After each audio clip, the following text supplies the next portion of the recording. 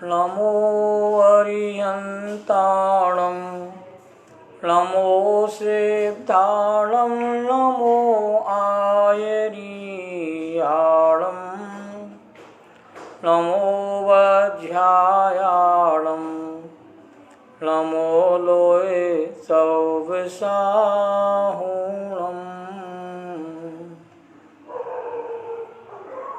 तीन भुवन में सार वीतराग विज्ञानता,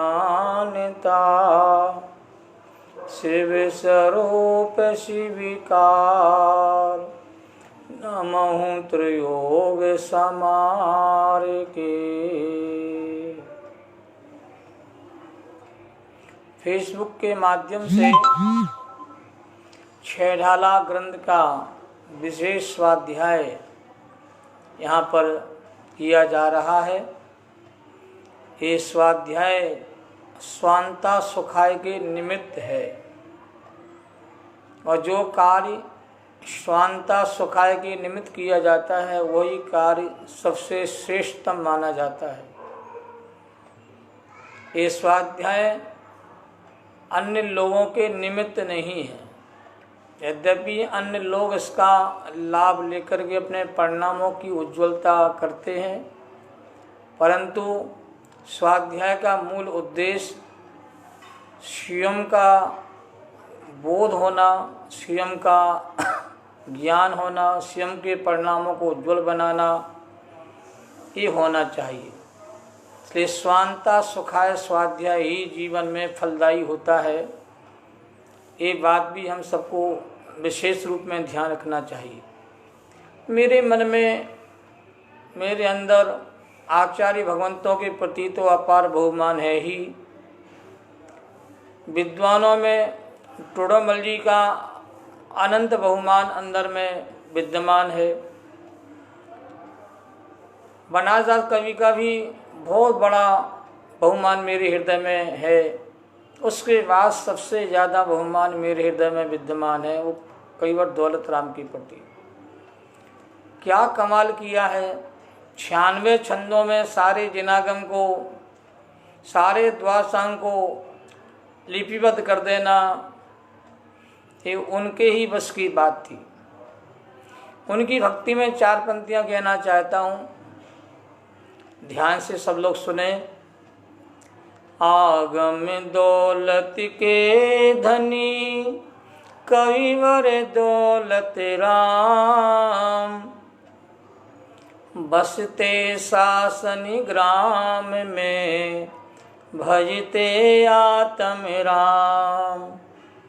भजते आत्म राम की उनकी भक्ति निराली, आत्म गंगा को गागर छे ढाला में भर डाली।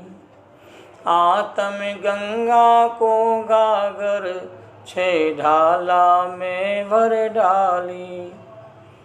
दौलत राम कवि का कितना भी उपकार किया जाए बहुत कम है। उन्होंने वो महत्वपूर्ण बात हमें समझाने की कोशिश की है जिसको वर्तमान युग में अनेक लोग अनेक ग्रंथों को लिख कर के भी समझा नहीं पाते हैं।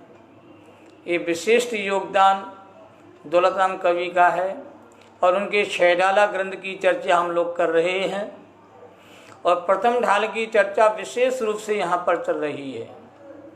और प्रथम ढाल में 17 छंदों के माध्यम से चारों गतियों में दुख ही दुख है, कहीं भी सुख नहीं है। इस बात को उन्होंने भली भांति सिद्ध किया है। संसारी प्राणी ये सोचता है कि संसार में रह के सुखी होने की मुझे विद्या बताइए, क्योंकि हर संसारी प्राणी संसार में रह के ही सुखी होना चाहता है और मन माफिक सुविधाओं को पाकर के वह सुखी होने की कहते हैं कल्पना करता है।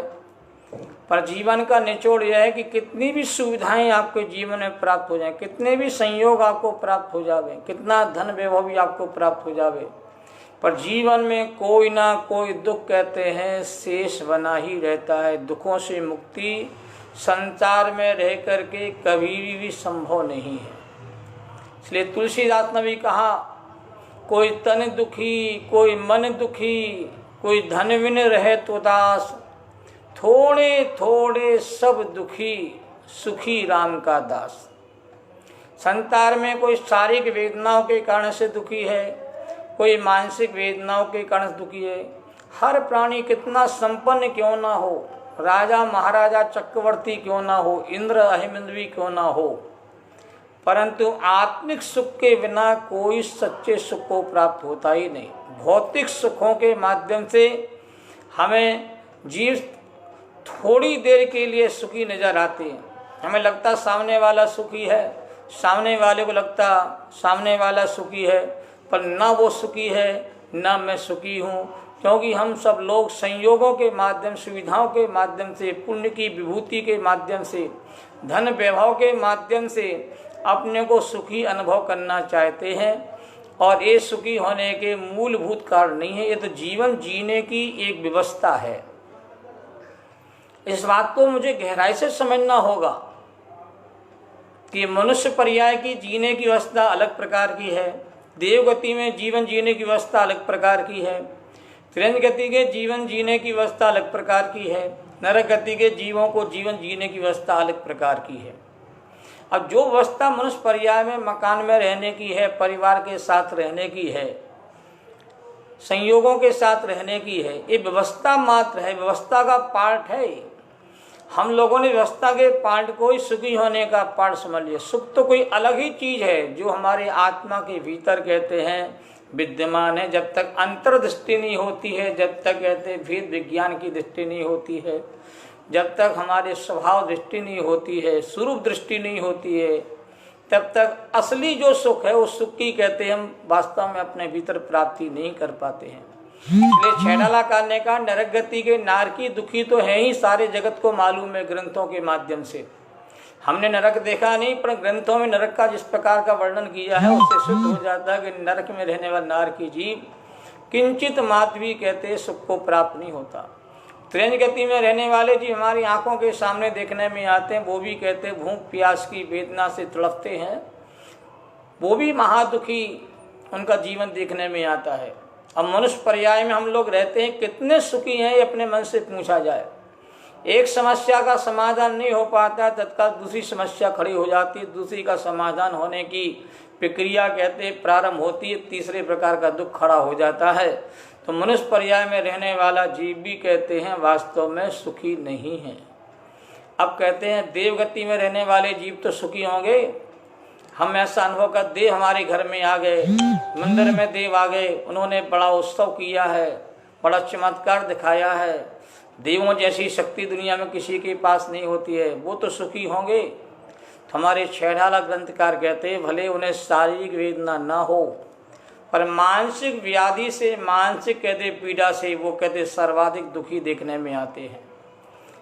और शारीरिक वेदना की अपेक्षा मानसिक वेदना सबसे ज्यादा कष्टदायक होती है। ग्रंथों में कहा नरपति हो चाहे सुरपति हो चाहे सुरपति हो, ये विषयों की चाय की दाह के दावानल में निरंतर कहते हैं जलते रहते, दुखी रहते हैं। क्योंकि सम्यक्त का जब तक मूल आधार जीव को नहीं मिलता है तब उसके जीवन सच्चे सुख की प्राप्ति का योग नहीं बनता है। थोड़ा मैं भी समझ लें कि सुख कई अनेक प्रकार के आगम में कहे गए हैं। एक इंद्रिय सुख कहा गया है, एक सहज सुख कहा गया है, एक अतीन्द्रिय सुख कहा गया है, एक आनंद सुख कहा गया है और एक अव्ययवाद सुख कहा गया है। अब वास्तव में ध्यान देना है, संसारी प्राणियों को जो भौतिक प्राणी हैं उन भौतिक प्राणियों के लिए जीवन में जो सुख प्राप्त होता है वो इंद्रिय सुख है। लगता है वह सुख, परंतु वास्तव में देखा जाए वह सुख नहीं है, दुख है, सुखाभास है। सुखाभास किसे कहते हैं? जो सुख तो ना हो परंतु सुख जैसा आपको कहते हैं भाषित हो, उसको सुखाभास कहा जाता है। तो संसार में, संयोगों में, सुविधाओं में कहीं भी सुख नहीं है, परंतु यह प्राणी उनमें सुख मानता है। हमारे ग्रंथों में अनेक प्रकार के उदाहरण देकर समझाने की कोशिश की है कि दर्पण में जैसे आपको अपना चेहरा दिखता है, परंतु दर्पण में वास्तव में अपना चेहरा नहीं है। जल में चंद्रमा का बिंब दिखाई देता है, चंद्रमा दिखाई देता है, परंतु जल में चंद्रमा नहीं, चंद्रमा तो ऊपर ही है। और कहते बालू की रेत की चमक में कहते हैं मृग को कहते हैं जल समझ में आता है, पर देखा जाए उसमें जल है नहीं है। किम्पा नाम का एक फल आपने सुना होगा। किम्पा फल खाने में बहुत मीठा होता है, परंतु जब वो खा लेते हैं उसके बाद तत्काल जीव का मरण हो जाता है। तो मीठा फल जहर का काम करता है, उसी प्रकार 5 इंद्रियों के जो विषय भोग हैं जिसमें जीव संतुष्ट होकर के मग्न होकर के अपने को सुखी मानता है, देखा जाए उसका फल कहते हैं जीवन में दुख के रूप में फलित होता है। इसलिए हमारे कुंद कुंज स्वामी ने प्रवचन सार नाम के महान ग्रंथ में ज्ञान तत्व प्रज्ञापन अधिकार के अंतर्गत 76 नंबर की विशेष गाथा लिखी है। सपिरम बाधा सहिदम विच्छिन्नं बंदे कारणं विषमं जम इंद्रिये लब्धम तम शोकम दुख में वितहा। कि जो इंद्रियों के माध्यम से, शरीर के माध्यम, संयोगों के माध्यम से जो सुख नजर आता है, वास्तव में वह सुख कहते हैं पराधीन है, बाधा सहित है, नष्ट हो जाता है, छूट जाता है, विषम है, विपरीत है, बंध का कारण है। और ऐसा जो इंद्रिय सुख है वास्तव में वह सुख नहीं है, वह दुखी है। यदि विषयों में सुख होता तो विषयों को छोड़ करके ज्ञानी जन वैराग के मार्ग पर कहते चलने का प्रयास क्यों करते। संसारी प्राणी ये मानता कि संसार में सुखी होने की कला सिखाओ। हमारे सारे जोशी कहते ऐसा कर लो बस तुम्हारे जीवन में कहते सुख की बहार आ जाएगी। वास्तु वाले कहते हैं आप अपना मकान बहुत बढ़िया बना, वास्तु के साथ बनवा लीजिए, आपके जीवन में कोई दुख नहीं रहा, आपका जीवन सुखमय हो जाएगा। सुर विज्ञान वाले भी कहते सलाह देते हैं सुर विज्ञान कला सीख लो, आपका जीवन सुखमय हो जाएगा। रेकी वाला कहता है रेकी विद्या सीख लो, आप बिल्कुल सुखी बन जाओगे। जितने लोग जगत के हैं वो संसार में सुखी होने का उपाय बताते हैं, पर जैन दर्शन ऐसा महान दर्शन है जो कहता है संसार में कोई ना सुखी हुआ है, न संसार में कोई सुख को प्राप्त कर सकता है। कि जहाँ आकुलता निरंतर बनी रहती है, व्याकुलता जहाँ बनी रहती है, जहाँ 24 घंटे कहते हैं राग द्वेष का व्यापार चलता रहता है, ऐसे संसार में कोई भी कहते हैं सच्चे सुख को प्राप्त नहीं कर सकता है। इसलिए हम लोगों ने वैराग भावना में पढ़ा भी है, यदि संसार विषय सुख हो तो तीर्थंकर क्यों त्यागे, काहे को शिव साधन करते संयम सो अनुरागे। यदि संसार ही वास्तव में सुख होता तो तीर्थंकर जैसे महान जीव जिनके सर्वाधिक पुण्य कर्म का उदय होता है, जन्म लेने के पहले से ही कहते हैं 15 मास महल में और नगरी में कहते हैं 14 करोड़ रत्न की वर्षा प्रतिदिन होती है। हजारों देवी देवता जिनकी सेवा में 24 घंटे तैयार खड़े रहते हैं। राजमहल में जिनका जन्म होता है, देवोपुनी सारी सामग्री जिनको भोगने को प्राप्त होती निरंतर, ऐसा तीर्थंकर का जीव भी कहते हैं संसार के वैभव को त्याग करके छोड़ करके कोई कहते हैं वैराग के मार्ग पर, निर्गंत मार्ग पर चल करके और ज्ञान की आराधना में लीन तल्लीनता को पा करके, केवल ज्ञान को पा करके ही वह परम सुख को प्राप्त होते हैं। ये सिद्ध हो जाता है कि संयोगों की अनुकूलता, पुण्य कर्म की अनुकूलता, धन वैभव का संग्रह ये जीव के लिए सुखी होने का कारण नहीं है।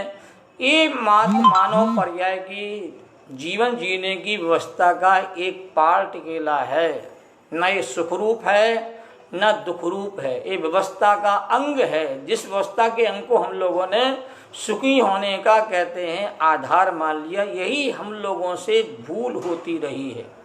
व्यवस्था तो रहेगी, आपको कहीं ना कहीं रहना है तो आपको मकान, मनुष्य पर्याय मकान में रहने की व्यवस्था है। मुनि आज गुफाओं में, जंगलों में, वनों में रहते हैं, धर्मशालाओं में रहते हैं, एकांत स्थान पर रहते हैं।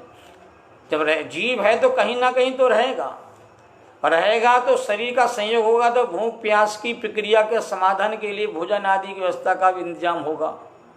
तो ये सब व्यवस्था के पार्ट हैं, ये सुखी होने का अर्थ नहीं है। यदि भोजन मन चाह ग्रहण करने से यदि हम सुखी हो जाते हो तो वही भोजन बार बार क्यों नहीं ग्रहण करते हो?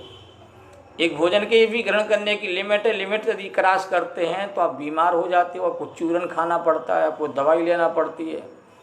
तो यही समझना है कि जिनको हम लोगों ने सुखी होने का आधार मान लिया है, वास्तव में सुखी होने के आधार नहीं है। वो सब कहते वास्तव में भोग विलास के निमित्त हैं और उनके प्रति उदासीन भाव रख करके, अलिप्तता का भाव रख करके उस प्रक्रिया का सामना हमें करना चाहिए, तभी हमारे जीवन में सच्चे सुख की प्राप्ति का योग बनेगा। तो संसारी जीवों को इंद्रिय सुख है जो दुख रूप है। जब वह जीव ज्ञानी बन जाता है, सम्यदृष्टि बन जाता है, उसको सहज सुख की प्राप्ति का संयोग मिल जाता है, वह सहज सुखी हो जाता है। जैसा भी संसार में योग संयोग मिलता है, सब में शांत रहता है, प्रसन्न रहता है, कभी दुखी नहीं होता।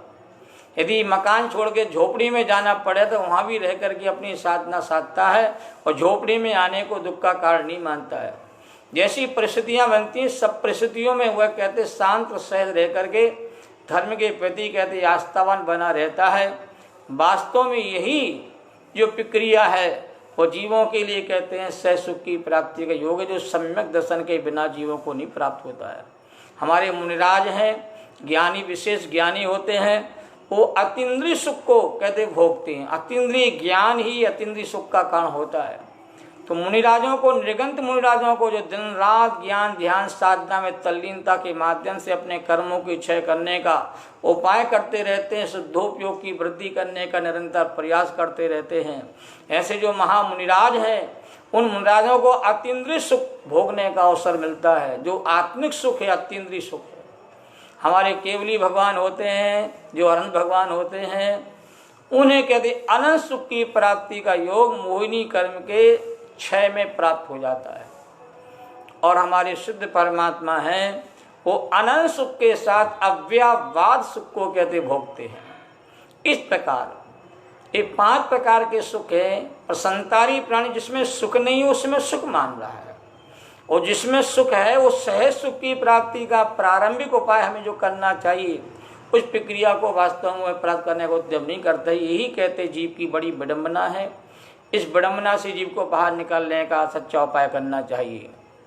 हमारी चर्चा परिढाल के माध्यम से देवगति के दुखों की चर्चा कल प्रारंभ हुई थी, और भवनत्रक में रहने वाले जितने जीव हैं वो भी कहते विषयों की चाय की दावा नल में कहते हैं निरंतर कहते झुलसते हुए कहते हैं दुखी रहते, पीड़ित रहते।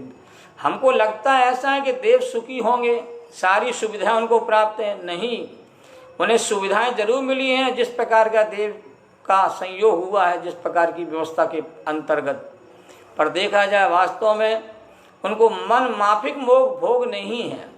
जो चाहते हैं वो प्राप्त नहीं होता है, जो मिला हुआ उसमें संतुष्टि नहीं होती है।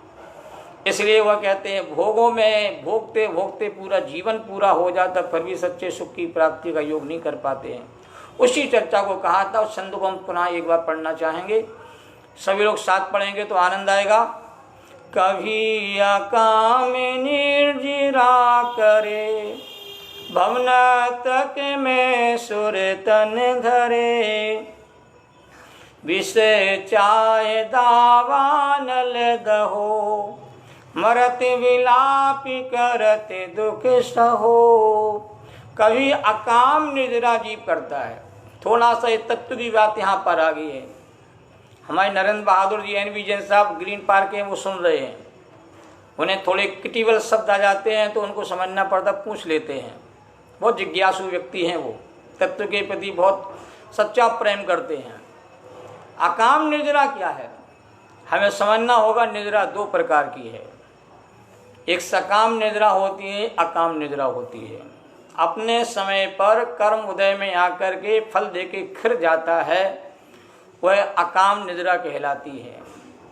और कहते तप के माध्यम से, ज्ञान ध्यान के माध्यम से कर्मों को समय के पहले उदय में ला करके उदीलना करा करके उनका क्षय करके और बंद ना करते हुए जो निद्रा होती है उसको सकाम निद्रा कहते हैं। तो एक काम वाली निद्रा जो मोक्ष मार्ग में आपके लिए कहते कारण बनती है, और एक ऐसी निद्रा जो मोक्ष मार्ग में आपके लिए कारण नहीं बनती है, उसका नाम अकाम निद्रा है। 6 डाला में लिखा, 5वें नंबर की ढाल में जरा याद करिए सब लोग। कभी अकाम निद्रा करे, इसी को समझाने के लिए निज काल पाए विधि झरना, तासो निज काज न सरना, तपे करि जो कर्म की पावे, सोई शिव सुख दर्शावे। निज काल पाए विधि झरना, विधि माने कर्मों का कहते समय पर उदय में आके खिर जाना। तासो निज काज न सरना, से आत्मा का भला नहीं होता, आत्मा का हित नहीं। क्यों नहीं होता? जब कर्म उदय में आ गया, फल दे दिया, चला गया, उतने कर्मों की निद्रा तो मेरी हो गई, तो मेरा तो लाभ होना ही चाहिए।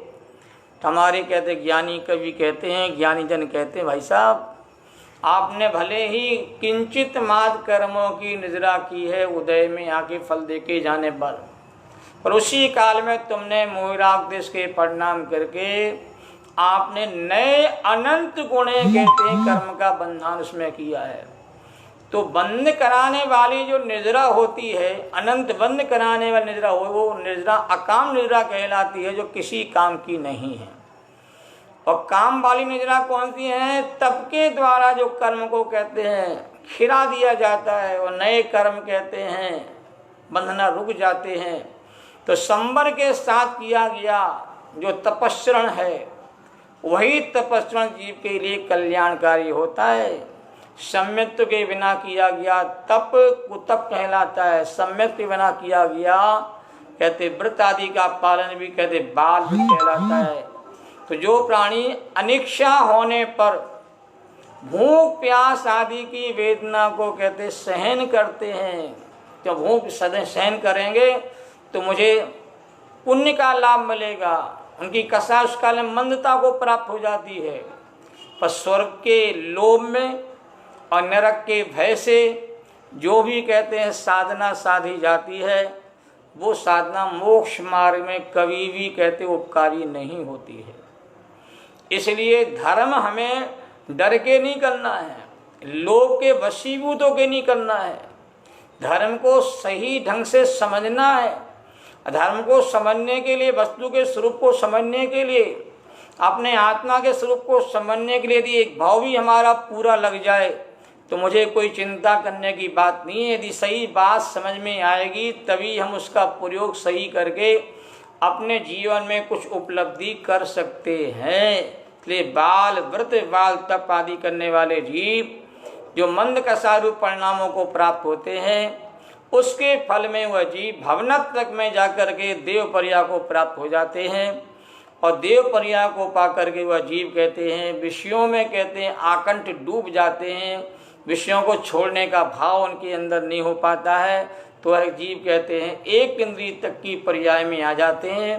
कल मैंने चर्चा में कहा था कि भवनत्रक के जीव और दूसरे स्वर्ग तक के जितने भी जीव होते हैं वो एक इंद्रिय की पर्याय में आ सकते हैं, आते ही हैं, ऐसा कोई नियम नहीं है। वो पृथ्वी कायक, जल कायक, वनस्पति कायक इन पर्यायों में आ सकते हैं।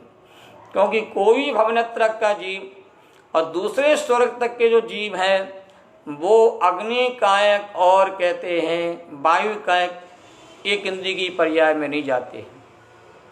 और विकलत्रय की पर्याय में भी उनका कहते जन्म नहीं हो। विकलत्रय का मतलब 2 इंद्रिय से लेकर 4 इंद्रिय तक के प्राणी को विकलत्रय कहा जाता है। क्योंकि जीव 3 प्रकार के भी हैं संसारी, एक इंद्रिय वाले, विकलेंद्रिय वाले और सकलेंद्रिय वाले। ये 3 प्रकार का वर्गीकरण आगम में आता है। और मरण का विलाप जो है वो तो उन जीवों के लिए कहते बहुत असहनीय दुख का कारण हो जाता है।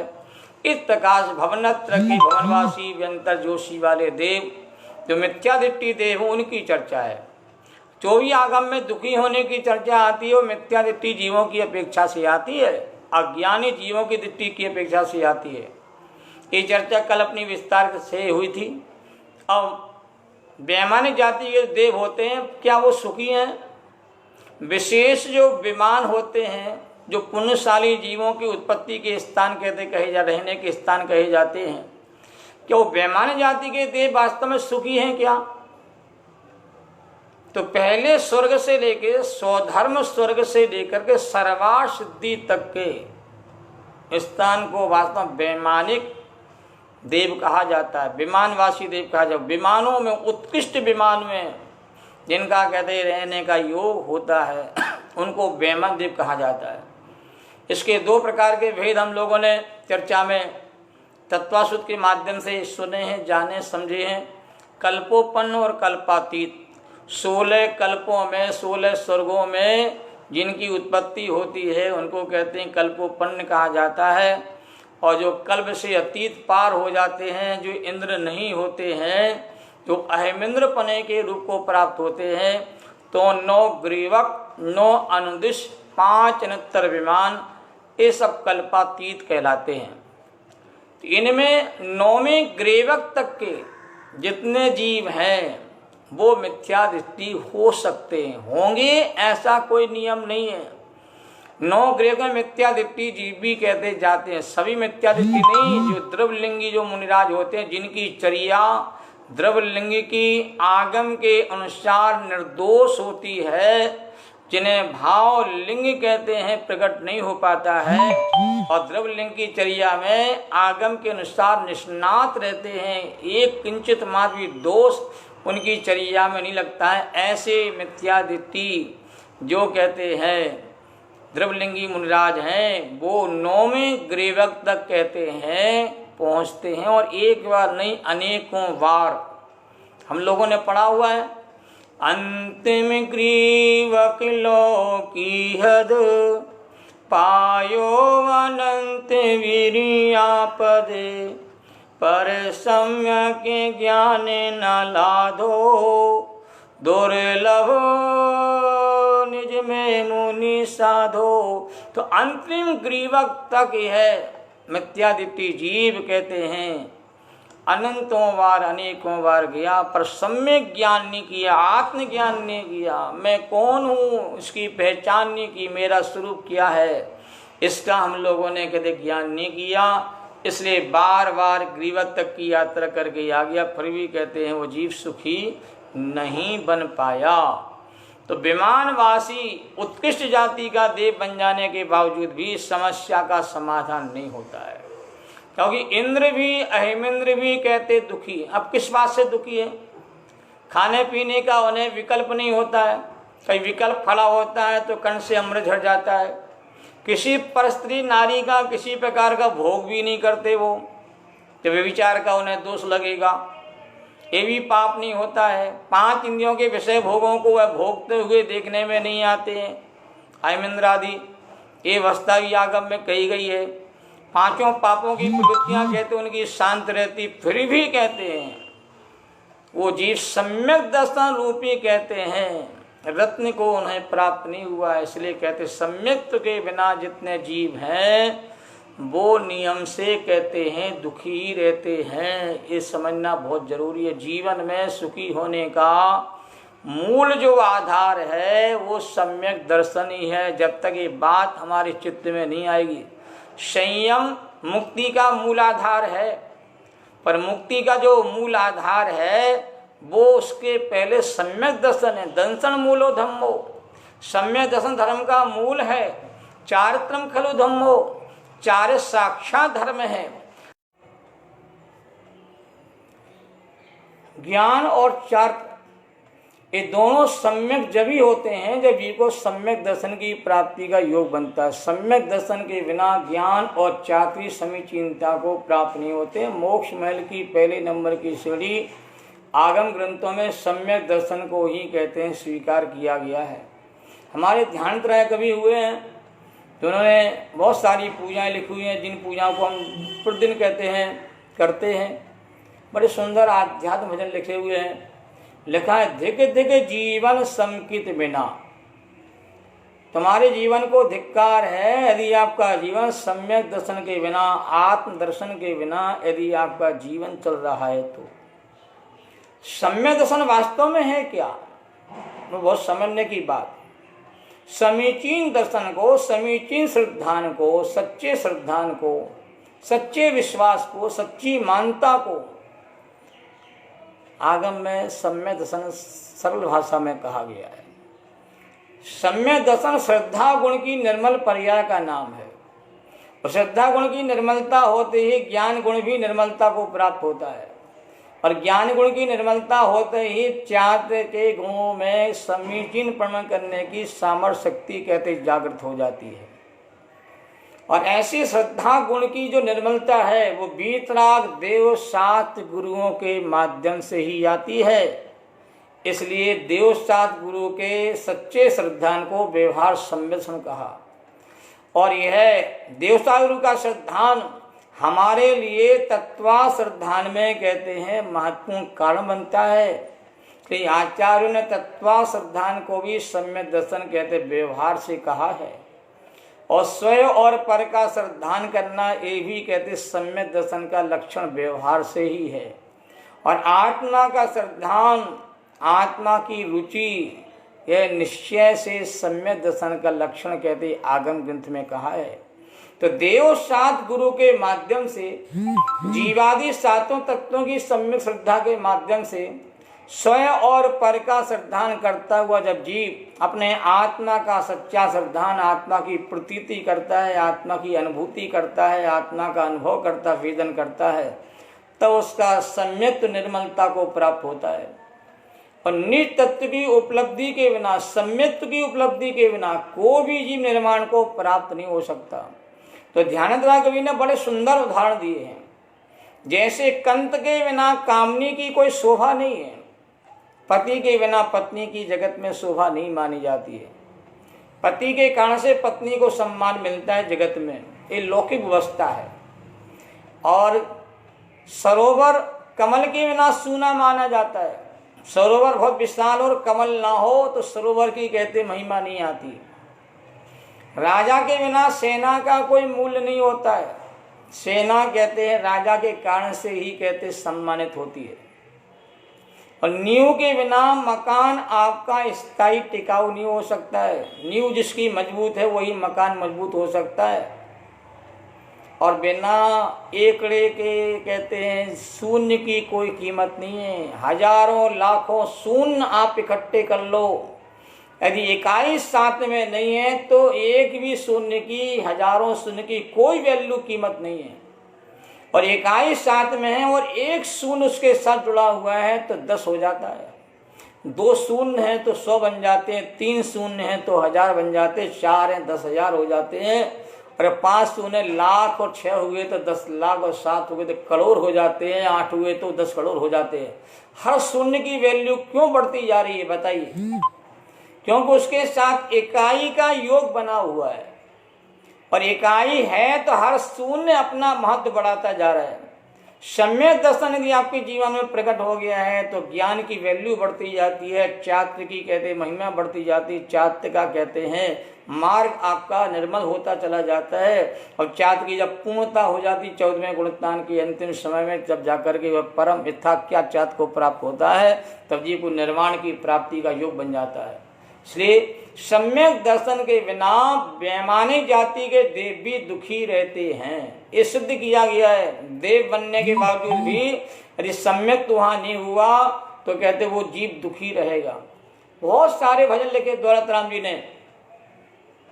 सम्यक दृष्टि जी नरक में रहे तो भी सुखी रहता है, और मिथ्या दृष्टि जी राजमहल में रहता है, इंद्र भी रहता है या हेमेंद्र भी रहता है तो भी कहते महा दुखी रहता है। संयोगों से सुख दुख का कोई संबंध नहीं है। जैसे अपने स्वभाव की प्रतीति हो गई है, स्वभाव की अनुभूति हो गई, स्वभाव का जैसे वेदन हो गया है, स्वभाव का जैसे कहते बोध हो गया, वो जीव ही सुखी होता है। अपने आत्मा के बोध को प्राप्त करने वाले सुखी होते हैं। और आत्मा का बोध नहीं हुआ, चक्रवर्ती भी हो तो भी कहते हैं वह जीव नरक में जा सकता है। चक्रवर्ती की 3 गतियां कही गई हैं। चक्रवर्ती के पद में रह करके ही मरण को प्राप्त हो तो नियम से कहते हैं वही नरक जाता है। राजेश्वरी नरकेश्वरी, राजा होते हैं, महाराजा होते हैं, राजाओं के पद पर रह के यदि अपना जीवन पूरा करते हैं तो नरक में जाने का विधान आगम में कहा है। और अनेक चक्रवर्ती कहते हैं जब विरक्त हो जाते हैं राजपाट से तो वह स्वर्गवासी हो जाते हैं, स्वर्ग में जाने के पात्र हो जाते हैं। सनत कुमार चक्रवर्ती स्वर्ग गए। और कहते हैं चक्रवर्ती के पद को छोड़ करके, जैसे भरत चक्रवर्ती ने चक्रवर्ती का पद त्याग दिया, और कहते हैं मुनि दीक्षा अंगीकार की, क्यों सम्यक दृष्टि थे चक्रवर्ती के पद पर रह करके भी। भरत जी घर में वैरागी भजन सबने सुना होगा। ऐसे छायक सम्यक दृष्टि भरत ने जब वैराग लिया, संयम लिया, मुनि दीक्षा अंगीकार की और अपने अंतर्मुहूर्त अपने स्वरूप में लीनता तलीनता को प्राप्त केवल ज्ञान को पा करके कहते उन्हें मोक्ष की प्राप्ति का योग बना। बजनावी चक्रवर्ती थे, सबने नाम सुना होगा। प्रथमान योग यदि आपने पढ़ा हो, हम सबको चारों अनुयोगों का गहराई के साथ अध्ययन करना चाहिए। प्रथमान योग हमारे भीतर साहस जगाता है। वैराग के परिणामों को जगाने के लिए प्रथमान योग पढ़ना बहुत जरूरी हमारे लिए है। धन चक्रवर्ती की कथा आती, बजनावी चक्रवर्ती की कथा आती है कि वो जब दीक्षा लेने का भाव हुआ उन्हें, तो अपने पुत्रों को राजपाट सौंपने के लिए जाने लगे। तो पुत्रों ने यही कहा कि राजपाट कहते अच्छा है या बुरा है। यदि अच्छा है तो राजपाट कहते हैं आप छोड़ के क्यों जा रहे हो, और बुरा है तो राजपाट मुझे दे करके क्यों जा रहे हो। बजन चक्रवर्ती ने कहा राजपाट यदि अच्छा होता तो मैं छोड़ के क्यों जाता, तो बुरी चीज मुझे दे के क्यों जाते हो। तो उनके भीतर ही वैराग के परिणाम पुत्रों में जागृत हो गए। वो भी दीक्षा लेने को तैयार हो गए। कोई राजपाट को संभालने को तैयार नहीं हुआ। और यहाँ तो कहते हैं थोड़ा सा ही कहते हैं समाज का प्रधान का पद मिले, विधायक का योग बने, मंत्री का योग बने, तो उसको पाने की जी तोड़ कहते हैं प्रयास करता रहता है। और चक्रवर्ती ने चक्रवर्ती का राजपाट ठुकरा दिया और वह कहते हैं वैराग के पद पर चल करके मुक्ति की ओर कहते हैं वो आगे कदम बढ़ा लिया। तो जीवन की बहुत बड़ी सच्चाई है ये कि संसार में हम लोग जरूर हैं, पर संसार में सच्चा सुख नहीं है। संसार में रह के हमें कहते विरक्ति की भावना जगाना चाहिए, अलिप्त रहने की कोशिश करना चाहिए। कमल जल में रह करके जल से जैसे अलिप्त रहता है, ऐसे हम लोग संसार में रह के संसार से अलिप्त रहते हैं, भिन्नता का अनुभव करते हैं, तो हम ज्ञानी बन जाते हैं, सम्यक दृष्टि बन जाते हैं। नाव पानी में रहे कोई दिक्कत नहीं है, पर पानी कहते हैं समुद्र का पानी नाव के भीतर नहीं आना चाहिए। भीतर आएगा तो सारी नाव डूब जाएगी।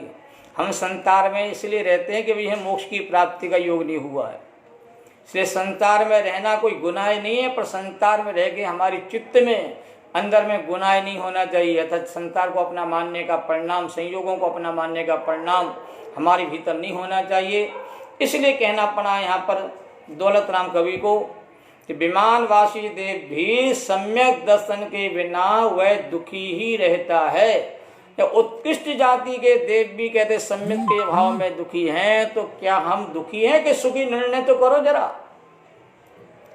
थोड़ा सा वैभव धन में पड़ जाता है, अपने आप को सुखी मान लेते हैं, हमारा रास्ता कहते हैं दूसरा बदल जाता है, जय जन करने का व्यवहार हमारा छूट जाता है, हमारी कहते गर्दन ऊंची होने लगती है, संयोगों की बहुलता होती ही कहते हमारा कहते व्यवहार बदलने लगता है। ये सारा वैभव बाहरी वैभव नश्वर है, विनश्वर है। चक्रवर्ती की संपदा और इंद्र शरी के भोग और काक वीट सम गिनत हैं सम्यक दृष्टि लोग। चक्रवर्ती की संपदा भी सम्यक दृष्टि के लिए तिनके के बराबर नजर आती है। वह चक्रवर्ती के वास्तव में वैभव को उपाधि नहीं मानता है, मुख नहीं मानता है, उसकी महिमा नहीं गाता है, उसको छोड़ देता है, त्याग देता है। जब विरक्ति की भावना अंदर प्रबलता को प्राप्त हो जाती है, चात्र मोहिनी कर्म का उदय जब मंदता को प्राप्त होता है, तभी आपके भीतर चात्र को धारण करने के परिणाम, वैराग के परिणाम आपके भीतर जागते हैं। इस प्रकार अंतिम लाइन हो रहेगी हमारी, तहाँ तहते चैतावर तन धरे, यों परिवर्तन पूरे किए। इस प्रकार संपूर्ण यात्रा हम लोगों ने की, और वह देवगति देव पर्याय को छोड़ करके जो मिथ्या दृष्टि देव होते हैं, भोग विलासी देव होते हैं, वहाँ से चय माने, वहाँ से जब छूटते उनका आयु कर्म जब पूरा हो जाता है तो स्थावर तत्व की पर्याय में आ जाते हैं। स्थावर माने एक इंद्रिय की पर्याय, और एक इंद्रिय की पर्याय मतलब पृथ्वी कायका, जल कायक, वनस्पति कायक, इन पर्यायों में जीव कहते आ जाते। आ ही जाएंगे, नियम नहीं है, पर भोगी विलासी होगा तो उनकी दुर्गति हो जाती है। समझदार जी देवगति में जाए तो वहां जाकर के सम्यक को पाने का सच्चा उपाय भी कर सकता है कि साक्षात भगवान के सम्मुख में जाने का सौभाग्य जो है देवगति के जीवों को प्राप्त होता है। 8 सभाएं तो देव और देवियों की आरक्षित हैं और भगवान की दिव्य ध्वनि को सुन करके वो देव ये विचार करते हैं कि मेरा ये देव पर्याय का समय पूरा हो और मैं मनुष्य पर्याय में जाकर के मुनि बन करके मोक्ष में चला जाऊं। तो देव तो मनुष्य पर्याय में आने के लिए अपने भाव जगाते हैं और मनुष्य पर्याय में रहने वाला जीव कहते मैं देव बन जाऊं तो मुझे कहते जितने सुख मुझे यहाँ मिल रहे हैं उससे ज़्यादा सुख मुझे वहाँ ज़्यादा भोगने को प्राप्त हो जाएंगे। ये उल्टी उल्टी आदतें मनुष्य पर्याय में होती हैं। जहाँ सुख की प्राप्ति का मार्ग ढूंढा जा सकता है वहाँ सुख की प्राप्ति का ढूंढने का सच्चा प्रयास अंदर से नहीं करता है। इस बात को हमें समझना चाहिए। 3 लोग 3 काल में सम्यक दर्शन के समान सुख देने वाली वस्तु जगत में कोई दूसरी नहीं है। इस बात को हमें समझना चाहिए। रत्नगण साहबाचार में यही आचार्य हमारे समन्व देव ने कहा 27वें गाथा में कि 3 लोग 3 काल में सम्यक दर्शन के समान कल्याणकारी कोई दूसरा नहीं है और मिथ्यात्व के समान अकल्याण करने वाला जगत में कोई दूसरा नहीं है। इसलिए हमें सम्यक की महिमा को अंदर में जगा करके और दुखों से मुक्त होने का प्रयास करना बहुत जरूरी है। इसलिए कहा क्यों परिवर्तन पूरे कर। इस प्रकार से जीव ने 5 परावर्तन 1 बार नहीं, 2 बार नहीं, सैकड़ों बार नहीं, अनंत बार किए हैं। यो परिवर्तन परिवर्तन क्या कहला है? 5 परावर्तन की प्रक्रिया को परिवर्तन कहा गया है। बार बार जन्म मरण धारण करना यही कहते हैं परिवर्तन है। यह जीव जन्म मरण करते करते आज तक थका नहीं है और जो थक जाता है वही कहते 5 परावर्तन की प्रक्रिया से बाहर निकल आता है। और 5 परावर्तन की प्रक्रिया अंतिम ग्रीवक में जाए बिना पूरी भी नहीं होती है। इसलिए कहना ग्रीवक तक तू अनंत बार गया तो ही मुक्ति का द्वार नहीं मिला और जब तक ग्रीवक पर्याय में अनंत बार नहीं जा पाएगा बार बार तब तक तुम्हारा 5 परिवर्तन का काल पूरा नहीं होता है। तो ये 5 परिवर्तन क्या है? ध्रुव परिवर्तन, क्षेत्र परिवर्तन, काल परिवर्तन, भाव परिवर्तन और भाव परिवर्तन। परिवर्तन बार बार कहते हैं परिभ्रमण होने की प्रक्रिया, बार बार वही चीजों को भोगने की प्रक्रिया, बार बार उनको ग्रहण करने की प्रक्रिया, इसका नाम कहते हैं परिवर्तन है, परावर्तन है। कल्याण योग में 5 परावर्तन का स्वरूप इतना गहराई के साथ बताया, इसको यदि एक बार श्रवण करो तो आपकी आंखों से आंसू बहेंगे।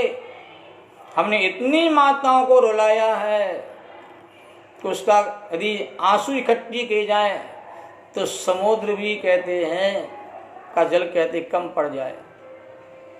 इसलिए कि बार बार जन्म मरण करता हुआ कहते दुखी होता रहता। कोई जन्म जीव के लिए कल्याणकारी आज तक हुआ ही नहीं।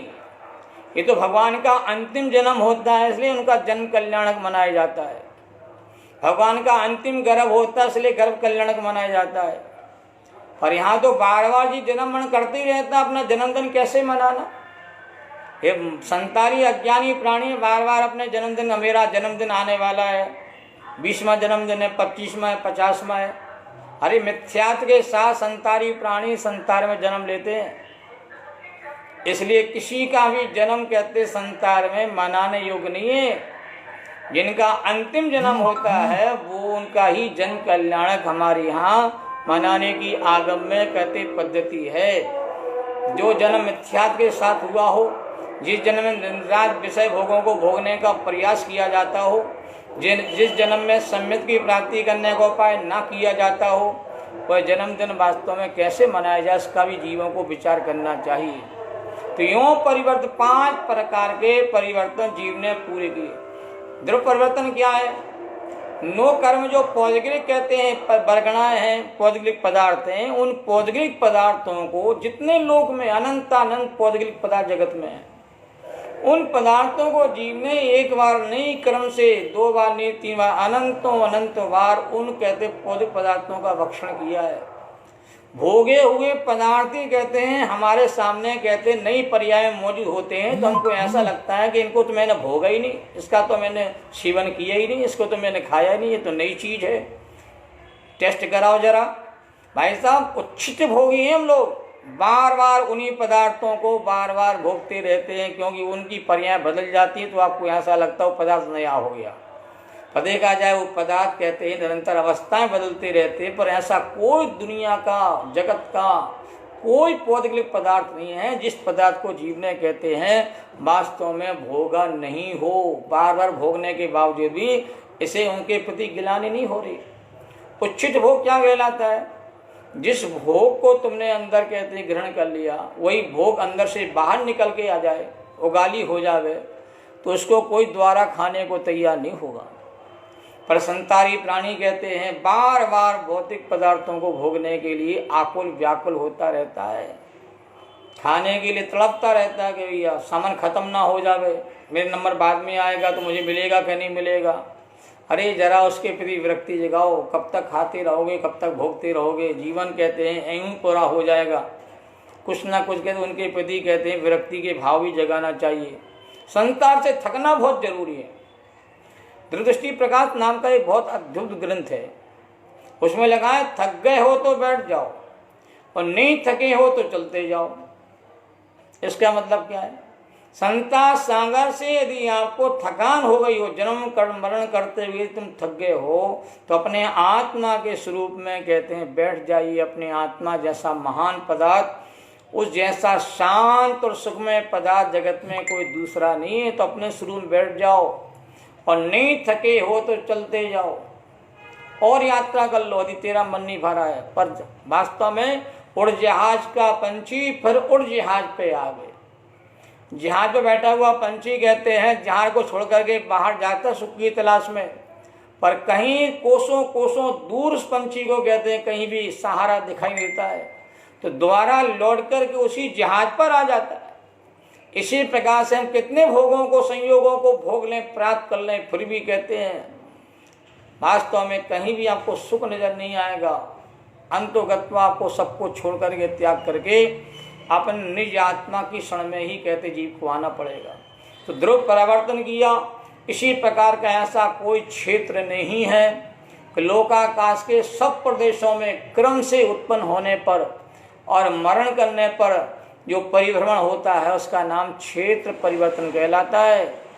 तो लोकाकाश में सब जगह कोई स्थान ऐसा नहीं है जहाँ जीव ने कहते हैं उस स्थान पर जन्म मरना के अधोलोक में अनंतों बार, मध्य लोक में कहते अनंतों बार, और के ऊर्ध्व में अनंतों बार जीव ने कहते हैं मरण किया है, जन्म भी किया है। कोई स्थान ऐसा नहीं है जो आपके लिए कहते हैं आरक्षित ना हुआ हो, सुरक्षित ना हुआ हो। हर जगह गए परंतु निराश ही और खाली ही लौटे।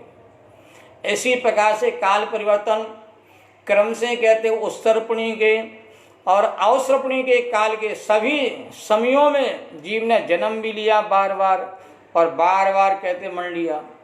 लोग ये कहते मेरा भैया चौथे काल में जन्म होता, भैया मैं तो भगवान के समोसा में जाके भगवान की दुनिया सुन करके मुनि बन करके मैं दीक्षा लेके मोक्ष में चला जाता।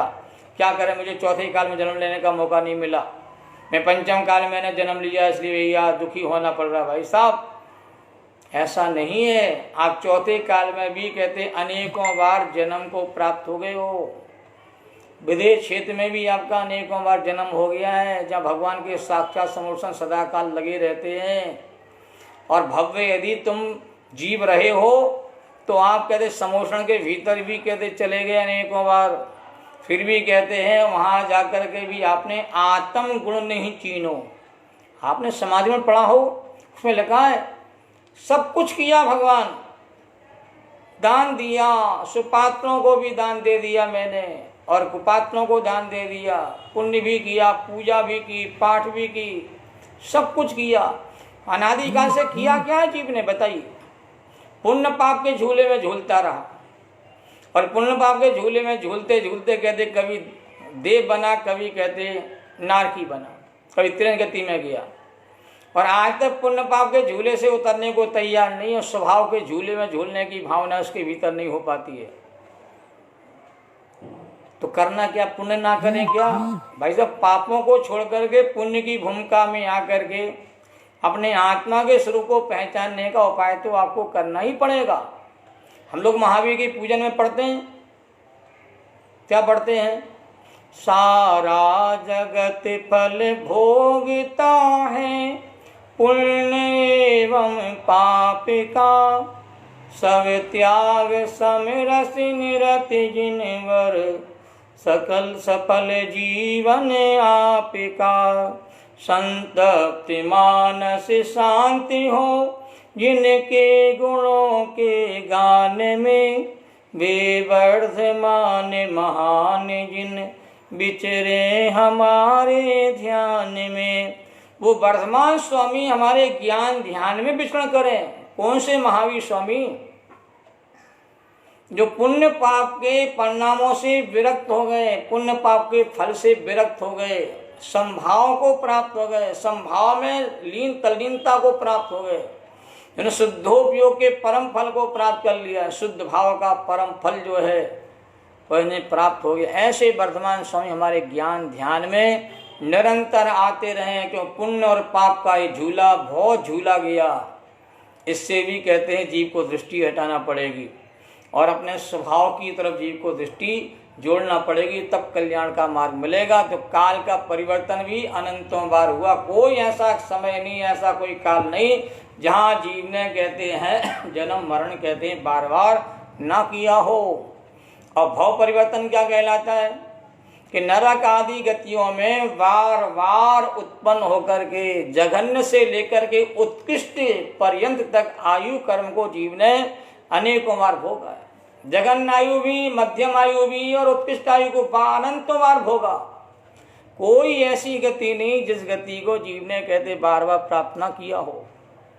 आगम कहता है जितनी बार जीव नरक गया है उससे कहते हैं अनंत बार ज्यादा यह जीव देवगति में गया है, स्वर्ग गति में गया है। आपको करना नहीं होगा, थोड़ा सा ज्ञान हो समझ लीजिए कि जीव नित्य निगोश से निकल के आया, चैतन्य निगोश से निकल के आता है तो वह जीव 2000 सागर के लिए तत्पर्या को प्राप्त होता है। और 2000 सागर में ध्यान दीजिए जरा, 1260 सागर तो जीव देव गति के पूरे करता है और 740 सागर कहते नरक गति के पूरे करता है। 2000 सागर का सारा समय जो है यह कहते देव गति और नरक गति में पूरा हो जाता है। और देव गति का समय नरक से दूना जैसा है और कुछ अधिक काल होता है, उसमें त्रियंज गति के भाव होते हैं, उसमें मनुष्य गति के भाव होते हैं। सबसे कम भाव आपको मनुष्य गति के मिलते हैं, जहाँ कल्याण करने का सुनहरा अवसर हमारे जीवन में कहते प्राप्त होता है। थोड़ा सा समय निकाल करके इन बातों को समझना पड़ेगा। हर गति में बार हम तो स्वर्ग जाओ, ये अनंतों बार तू स्वर्ग चला गया, एक बार नहीं अनंतों बार जाके समाधान कहाँ निकला? समाधान आदमी तो करने निकालना पड़ेगा। हम सारे लोग टेम्परेरी इलाज में लगे हुए हैं और जिनवाणी माताओं का परमानेंट इलाज कराना चाहिए। बताओ दुनिया में कोई भी होता है वो टेम्परेरी इलाज कराए कि परमानेंट? बताओ। तो शुरुआत में तो टेम्परेरी इलाज ही करते हैं, बाद में डॉक्टर कहते हैं ऑपरेशन करा लो तभी समाधान तुम्हारा होगा। अभी 2 दिन दवाई दे दी है, ठीक है आप नॉर्मल हो जाओगे, परंतु समस्या मिटेगी नहीं, आपको ऑपरेशन कराना ही पड़ेगा।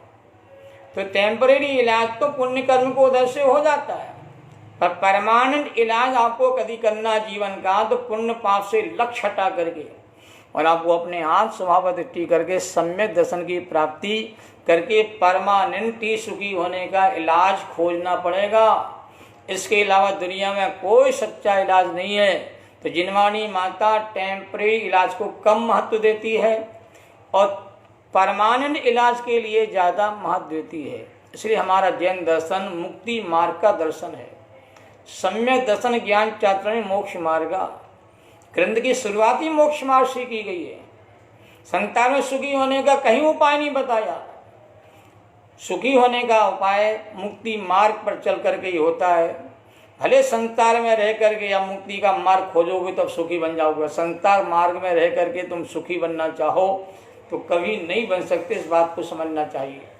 और भाव परिवर्तन क्या है कि सभी कषाय के स्थान और योग के स्थान जितने होते हैं गुण स्थान की प्रक्रिया में, उन सभी कहते परिणामों को जीव ने शुभाशुभ परिणामों को अनंतों बार कहते प्राप्त किया है। कभी शुभ, कभी अशुभ, कभी अशुभ, कभी शुभ, कभी पुण्य, कभी पाप और पुण्य, इन परिणामों को जीव कहते जघन्य से लेकर के मध्यम से लेकर उत्कृष्ट तक स्थिति वाले कहते सही प्रकार के भोगने वाले भावों को जीव ने कहते हैं बार बार प्राप्त करके परिभ्रमण किया है, परावर्तन किया है।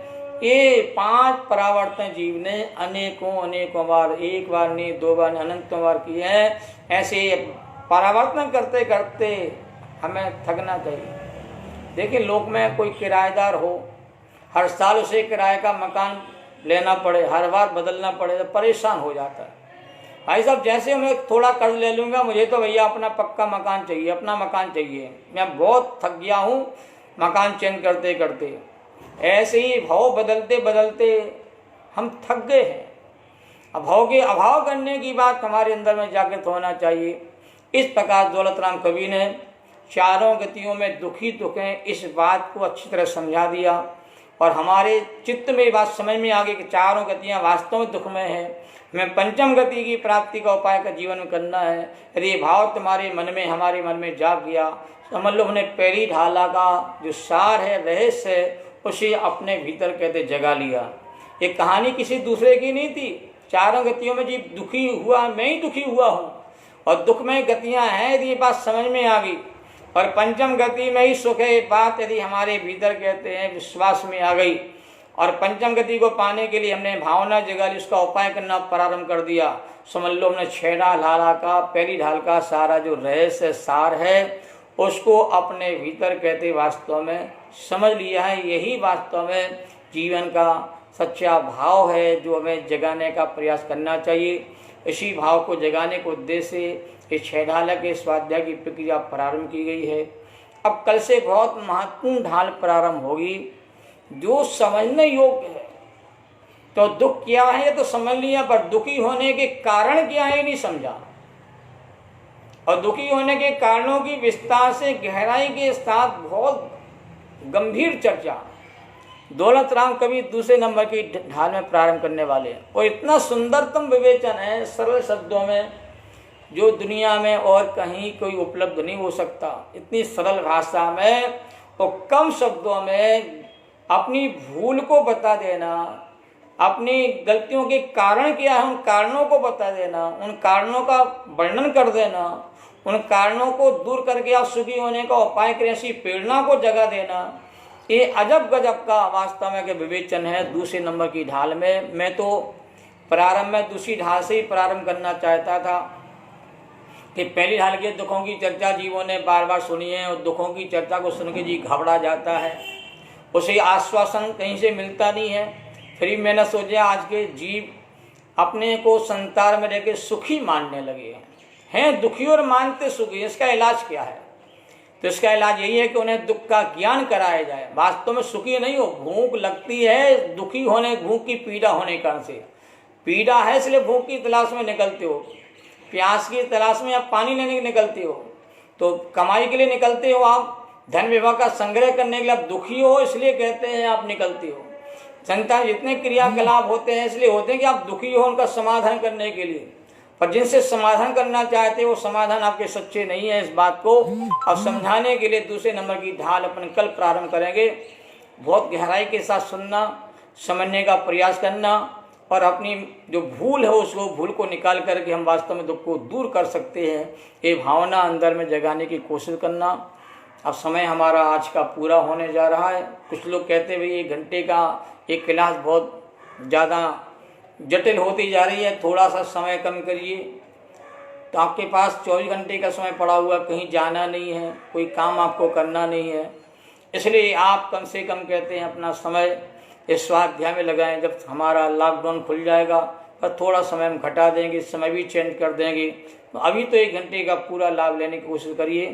भजन की 2 पंक्तियाँ।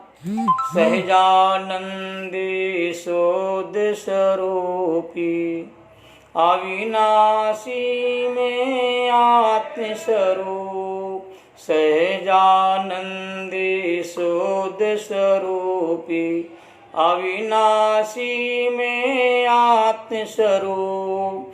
देह मरे पर में नहीं मरता, अजर अमर में आत्मस्वरूप। देह मरे पर में नहीं मरता, अजर अमर में आत्मस्वरूप। जिन वाणी की स्तुति संक्षेप में। जा वाणी के ज्ञान ते सूझे लोकालो, सो वाणी मस्तक नमो सदा देती हूँ ढो, सदा देती हूँ ढो। द्वादशांग जिनवाणी माता की जय। कल फिर मुलाकात होगी आप सबसे।